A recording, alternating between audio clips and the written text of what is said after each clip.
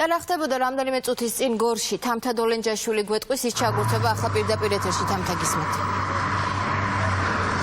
Diaketi ამერიკულმა სამხედრო ჯავშან ტრანსპორტიორების კოლონამ სულ ცოტა ხნის წინ ჩაიარა გორთან, როგორც თქვენ აღნიშნეთ, ზუსტად იმ ქალაქში, სადაც 9 წლის წინ რუსი სამხედროები იდგნენ. ამერიკული ბრიგადა და სპაიკერები, ამერიკული ქვეითებისათვის განკუთვნილი სამხედრო მანქანები არ გაჩერდნენ გორში. მათ უბრალოდ გორს დაარტყეს წრე, როგორც ცნობილი არის, ისინი დღეს მარშით გამოემართნენ სენაკიდან, გამოიარეს ქუთაისი, ზესტაფონი, მოგვიანებით გაჩერდნენ ხაშურში და გზა გააგრძელეს გორისკენ. როგორც გითხარით, სულ ცოტა ხნის წინ მათ უკვე ჩაუარეს საოკუპაციო ხაზის მიმდებარე ტერიტორიას.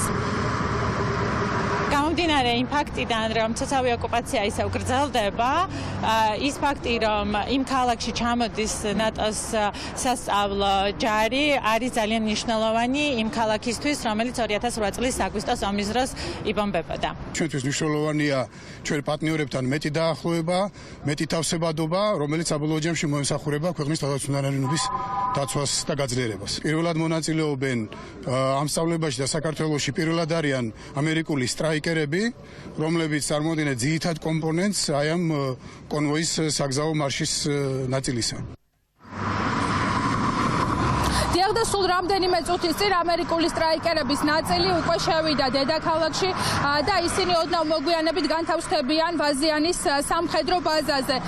რაც შეეხება საოკუპაციო ხაზთან მდებარე მარშს, ეს მანქანებიც უკვე დაიძრებიან დედაქალაქისკენ და ისინი უკვე რამდენიმე საათში იქნებიან ვაზიანში. ღირსეული პარტნიორი 2017 წელს არის მასშტაბური და მასში მონაწილეობა 3000-მდე სამხედრო მოსამსახურე იღებს, როგორც ნატოს წევრი, ასევე პარტნიორი ქვეყნებიდან და წელს ეს მრავალ ეროვნული სწავლება არის სპეციალისტების შეფასებით შედარებით მასშტაბური, რადგან მასში ჩართული არის როგორც გერმანული, ასევე ამერიკული ჯავშან ტრანსპორტიორები, ბოქსერი და აბრამსი, ასევე გასულ წელთან შედარებით წელსაც უკვე ამ სწავლებაში მონაწილეობს როგორც ბრედლი, ასევე სტრაიკერები და წელს სწავლებაში მონაწილეობას მიიღებს ასევე ამერიკული თვითმფრინავის C-130.